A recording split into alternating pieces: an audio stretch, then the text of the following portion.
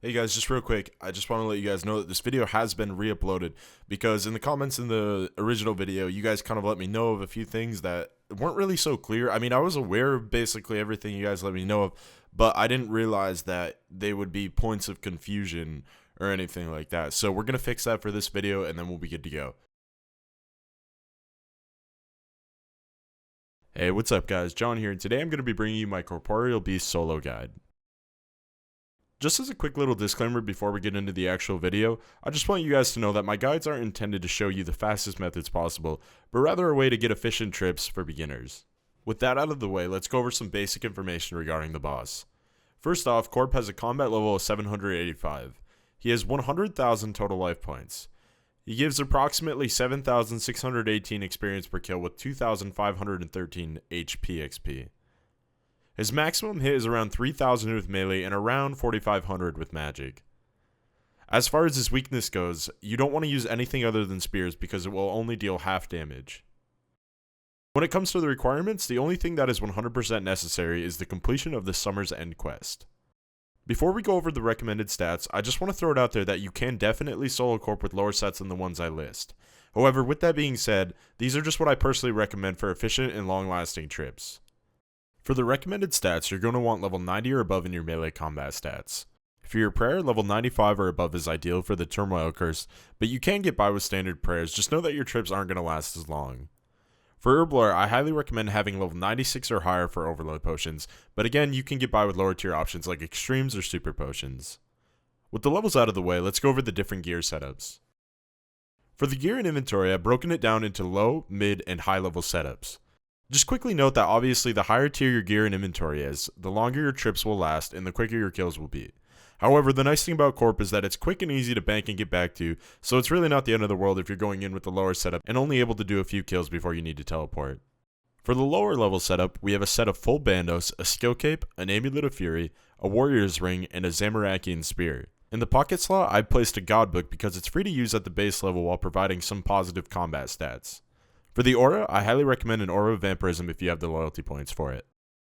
For your inventory, you will want a super set, 3 super restorer prayer potions, any type of shield to stall adrenaline between kills, a game's necklace to teleport to the boss, and the rest of your inventory just filled up with sharks.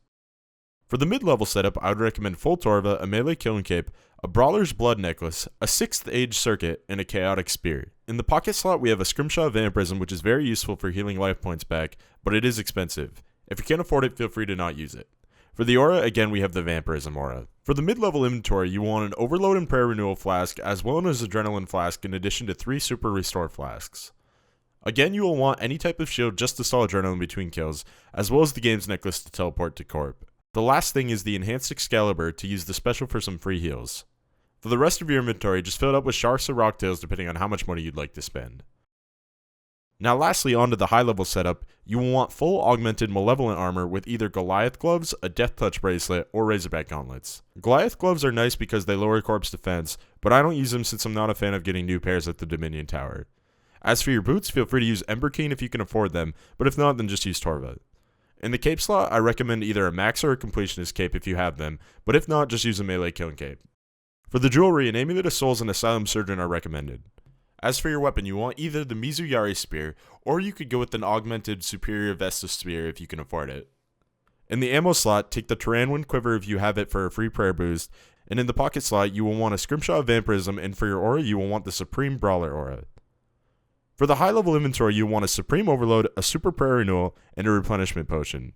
In addition to these, I recommend a Weapon Poison Potion, 3 Super Restore Flasks, and roughly 9 Saradomin Brew Flasks.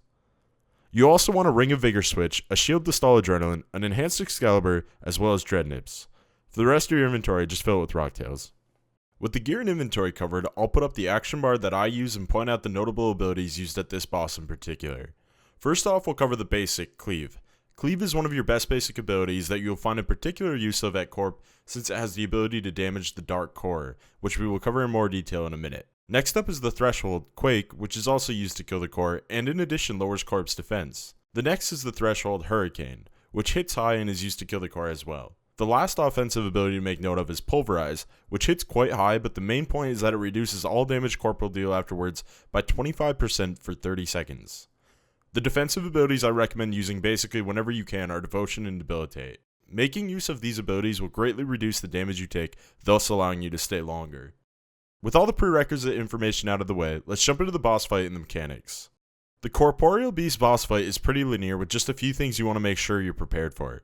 First off, we'll go over the Dark Core.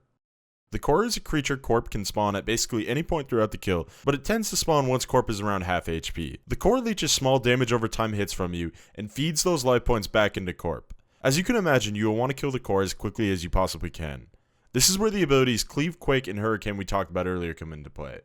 Oftentimes you can kill the Core with just one of these abilities without missing a beat and having to switch targets, but if it doesn't die, you want to make sure you either dodge it by moving at least 2 squares away, or just finish off killing it. The Core will respawn shortly after it dies until the end of the kill, so it's a good idea to keep at least one of the previously mentioned abilities off of cooldown for it. Next, we'll quickly cover the different types of attacks that the beast uses. Corp has 3 different magic attacks. His standard attack hits the hardest, dealing almost 5,000 damage if you don't have Protect from magic on. His second magic attack is an area of effect splash hit that can deal damage to multiple targets as well as stack up on one. His third magic attack has the ability to temporarily drain your summoning, prayer, or magic stats. Corp also has a melee attack that can potentially hit around 3k damage. Now actually jumping into the fight, you can either instance the boss for faster spawns, or just use the main world. I'll leave that up to you. Once you're in the room, turn your prayers on, activate your aura and scrimshot if you have them, pot up and attack the boss. Make sure you have your protection prayer set to magic. The fight itself is fairly straightforward. You will want to build your adrenaline up to over 50%, and then this is where I usually like to use Debilitate.